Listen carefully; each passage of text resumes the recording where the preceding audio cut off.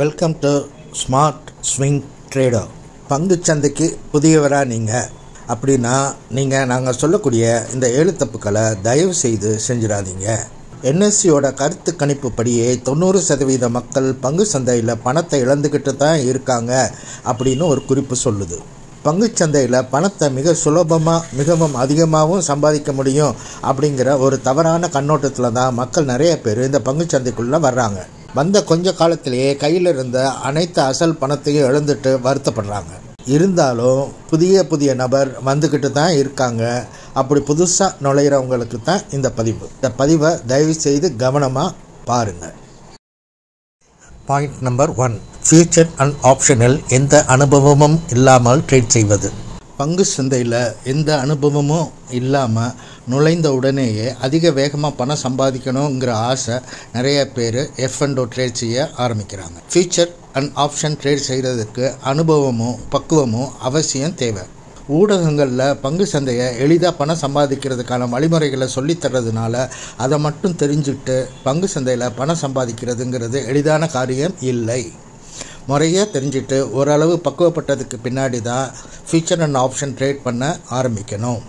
அல்லது முறையான அகாடமியில் சேர்ந்து படிச்சுட்டு சிறிய முதலீடில் கொஞ்சமாக ட்ரேட் செஞ்சு பழகிட்டு அதுக்கப்புறம் முழுமையான முதலீடில் நீங்கள் ட்ரை பண்ண ஆரம்பிக்கலாம். ப்ராப்பரான கைட் கிட்டையோ அல்லது ஏற்கனவே ட்ரேடிங் பண்ணிட்டு இருக்கக்கூடிய கம்பெனிலேயோ சேர்ந்து கொஞ்ச நாளைக்கு அப்ரெண்டிஸாக ஒர்க் பண்ணி ப்ராக்டிஸ் பண்ணி தெளிவாக தெரிஞ்சதுக்கப்புறம் நீங்கள் இதை முறையாக சொந்த பணத்தில் ஆரம்பிக்கலாம். எதுக்குப்பா இதெல்லாம் ரிஸ்க்கு அப்படின்னு யோசிச்சிங்க, ஆனால் அதே நேரத்தில் பங்கு சந்தையில் எனக்கு ஆர்வம் அதிகம் இருக்குது அப்படின்னு யோசிச்சிங்கன்னா ஈக்விட்டியில் கொஞ்ச நாளைக்கு இன்வெஸ்ட் பண்ணி பழகுங்க. அதில் ரிஸ்க்கு கம்மி. பாயிண்ட் நம்பர் 2, திட்டமின்றி ட்ரேடிங் செய்தல் மற்றும் அதிகம் ட்ரேடிங் செய்தல். திட்டமின்றி ட்ரேடிங் செய்கிறதோ அல்லது ட்ரேடிங் செய்யும் போது ஸ்டாப் லாஸ் பயன்படுத்தாததோ மிகவும் தவறான விஷயம். ட்ரேடிங்கில் திட்டமிடுதல் மிகவும் அவசியமாகும். நாம் கரெக்டாக எந்த இடத்துல என்ட்ரி எடுக்கணும் அப்படிங்கிறதும் உங்களுக்கு தெளிவாக தெரிஞ்சிருக்கணும். சந்தை போக்கு தெரியாமல் என்ட்ரி எடுத்தால் அது நமக்கு நஷ்டத்தை தான் தரும். அதே போல் நமக்கு என்ட்ரி எடுத்த பின்னாடி லாபம் வந்தாலும் எந்த இடத்துல வெளியில் வரணும் அப்படிங்கிறதும் தெளிவாக தெரிஞ்சிருக்கணும். எந்த கட்டத்தில் எந்த நேரத்தில் நம்ம எவ்வளோ பணம் முதலீடு செய்யணும் அப்படிங்கிற வரைக்கும் நாம் ஏற்கனவே வரையறுத்து வச்சுருக்கணும். நஷ்டம் வந்தாலும் நம்ம ஸ்டாப் லாஸ் எந்த அளவுக்கு வைக்கணும் அப்படிங்கிறதும் நமக்கு தெளிவாக தெரிஞ்சிருக்கணும். அதை என்ட்ரி எடுக்கும் போதே அந்த ஸ்டாப் லாஸையும் வச்சிடணும்.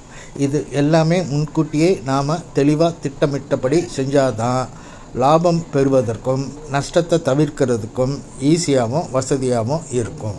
பாயிண்ட் நம்பர் 3, உணர்ச்சிகளை கட்டுப்படுத்தாமல் இழப்புகளை மீண்டும் சம்பாதிக்க முயற்சி செய்தல்.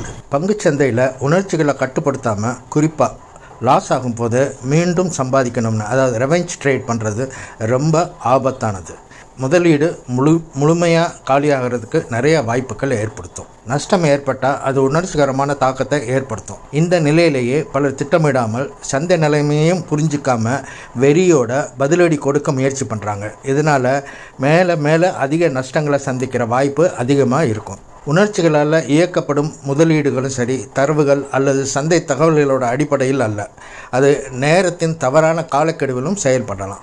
இதனால் ஒருவரோட மூலதனம் இன்னும் குறைய அதிக வாய்ப்பு இருக்குது. முதலீட்டாளர்கள் சந்தை இழப்பை இயல்பாக ஏற்றுட்டு நிதானமாக மறு ஆய்வு செஞ்சு திட்டமிட்ட முறையில் மறு பயணத்தை தொடங்குறது தான் நல்லது. நிதி நிர்வாகம், புள்ளி விவர ஆய்வு மற்றும் தன்னம்பிக்கை ஆகியவை இழப்புகளை மீண்டும் எடுக்கிறதுக்கு உதவி பண்ணும். உணர்ச்சிகளை கட்டுப்பாட்டுடனும் பொறுமை மற்றும் தகுந்த திட்டமிடலே நீண்ட கால வெற்றிக்கு வழிகாட்டும். பாயிண்ட் நம்பர் 4, சந்தை தகவல்களை புறக்கணித்தல், சந்தை போக்குகளை கவனிக்காதது, கிடைத்த டிப்ஸை ஆராய்ந்து பார்க்காமல் முழுமையாக நம்புவது. பங்குச்சந்தையில் வெற்றி பெற முக்கியமானது மார்க்கெட் தகவல்களை அனுகூலமாக பயன்படுத்துவது. பங்குச்சந்தை தகவல்களை புறக்கணித்தல் என்பது மிகப்பெரிய பிழையாகும். ஏன்னா தகவல்களே முதலீட்டுக்கான திசையை நிர்ணயிக்குது. சந்தை போக்கை கவனிக்காத முதலீட்டாளர் தவறான முடிவுகளை கொண்டு செல்லும் வாய்ப்பு இருக்குது. பங்குகள், வர்த்தகம் மற்றும் துறை வளர்ச்சி பற்றிய தகவல் தெரியாமல் நடவடிக்கை எடுப்பது நிதி இழப்பை ஏற்படுத்தும் வாய்ப்பு அதிகம். கிடைத்த டிப்ஸை வச்சுட்டு கொஞ்சம் கூட ஆராய்ஞ்சு பார்க்காம முழுமையாக நம்புறது மோசமானது. பல டிப்ஸ் நம்பகமற்றவையா அல்லது தகுந்த ஆதாரமற்றவையா இருக்கும். அவற்றை சரியான ஆய்வு மற்றும் தரவுகளுடன் சரிபார்க்காமல் பின்பற்றுவது அப்படிங்கிறது முதலீட்டில் பெரும் பாதிப்பை ஏற்படுத்த வாய்ப்பு இருக்குது. முன்னோடியான முதலீட்டாளர்கள் எப்போதும் சந்தை தகவல்களை ஆராய்ந்து செய்திகளையும் புரிஞ்சு சரியான விவரங்களையும் உள்வாங்கிப்பாங்க. அத்தகைய முறையில் மட்டுமே முடிவுகள் வெற்றியாக அமையும், லாபமும் கிடைக்கும் வாய்ப்பு இருக்குது. இப்போ நம்ம பார்க்க போகிறது பாயிண்ட் நம்பர் 5. இண்டிகேட்டர்ஸை முழுமையாக புரிஞ்சுக்கொள்ளாமல் அதை கண்மூடித்தனமாக நம்புகிறதும் நமக்கு பிரச்சனையாக ஏற்படுத்தும். ஏன்னா இண்டிகேட்டர்ஸ் பயன்பாட்டுக்கு உதவியாக இருந்தாலும் கூட அதை மட்டும் நம்ம நம்பி ட்ரேட் பண்ணுறது ஆபத்தான முடிவாக சில நேரத்தில் ஏற்படுத்துறதுக்கு வாய்ப்பு இருக்குது.